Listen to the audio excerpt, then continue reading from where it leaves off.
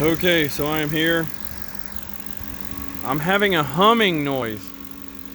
Hear that humming? At first I thought it was a vacuum leak because when I accelerate, the noise gets louder.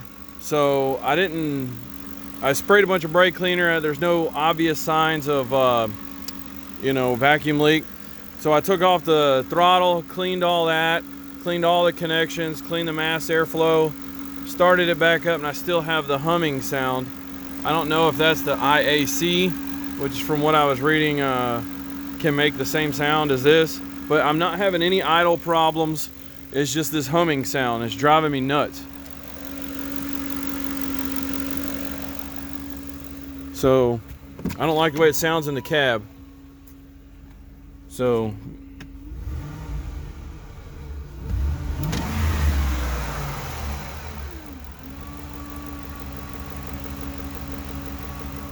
yeah, you can hear the humming sound.